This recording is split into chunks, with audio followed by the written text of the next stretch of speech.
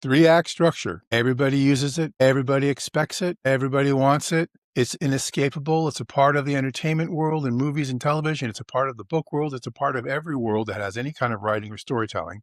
Three-act structure rules the day. Everybody is very familiar with it. And it is the biggest boondoggle that's out there in the creative writing world. Yep. That's what I said. I'm going to do a much longer video on this, a much longer video that goes through the entire historical analysis of where three-act structure came from. Way too much for this little short, but I got an itch here I got to scratch. And that is this. Act breaks, theatrical act breaks have never been about storytelling, are not about pacing so much. They are all about keeping butts in amphitheater seats. Yes, that's what it's about. Theatrical act breaks are a function of physical stage production to organize and present and deliver a theatrical experience. From as far back as the Greeks, 3,500 years ago, through the Romans, through the Elizabethans and the French and Italian and the Romantic period and the modernists and the postmodernists, blah, blah, blah. Everybody uses acts for the same basic purpose, theatrical presentation. It's a strategic question of physical stage production. And yet it has become this insinuated thing that is impossible to escape. Well, certainly Plato's responsible. Well, no, Plato is not responsible. His work on theatrical writing and development and tragedy and comedy never once talked about acts. Never once. He talked about the beginning and the middle and the end. That's it. That's not act breaks. Oh, well, Shakespeare had to be the one that, nope. Shakespeare never wrote in acts. In fact, he never even wrote in scenes. If you look at all the Elizabethan playwrights, except one, Ben Jonson, they all wrote big, long tracts. Nobody used act breaks of any kind. Those came later after Shakespeare died, and they printed the folios and imposed five-act structure on the edited editions, print editions of the folios. And Jonson was the only playwright who used religiously the five-act structure, which was inherited from the Romans and Horace, who wrote Ars Poetica. And for 2,000 years from him on, it was the rule of the day. The only proper way to present a play was five-act structure. Why? Because Horace said so.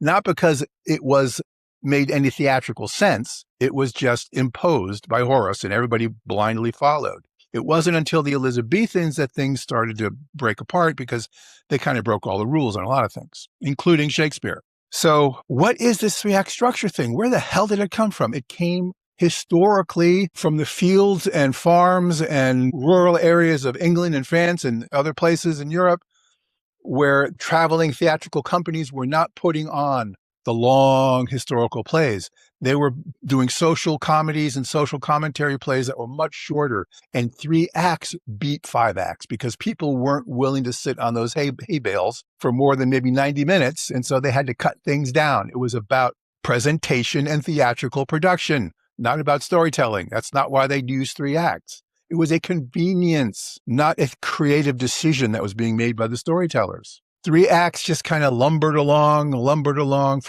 historically for hundreds of years until it didn't really become a thing until the 18th century. And then even later on than that, it didn't become codified in any way. It took a very long time. And then it kind of insinuated itself into the entertainment world and all of that. But Sid Field was not the one who did this. No, 3 acts have been being used historically for a long, long time, but only as a tangential thing, just barely a thought process. Sid Field, who wrote one of the first books on screenwriting, broke things out into 3 acts, right? Act 2 is broken into 2 parts. Sid Field is a carbuncle on the arse of history on this question. He just is completely irrelevant. He has no role whatsoever to play in the bigger picture of this thing.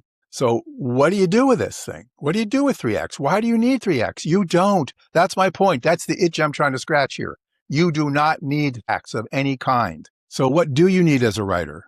Well, you need to be handling things structurally, and that's a video that's coming out later here. I'm going to leave you hanging on this one, but I wanted to just get out this idea that 3-act structure is a myth. It is a joke. It is completely useless. And I know there are so many people out there who believe in this as the only way to pace their stuff. It's a useless pacing tool as well. So stay tuned for more. I'm going to leave you hanging on this one, but don't be too upset. And I expect lots of hate mail on this, but this is really kind of important because you must learn how to handle theatrical writing without dependency on things like act breaks. They're fine if you're going to be having stage production that requires things like that, but where you're selling cigarettes or washing machines, okay, that's where act breaks come in TV scripts typically to sell stuff. Other than that, sorry, don't need it. Bye-bye. Bye-bye.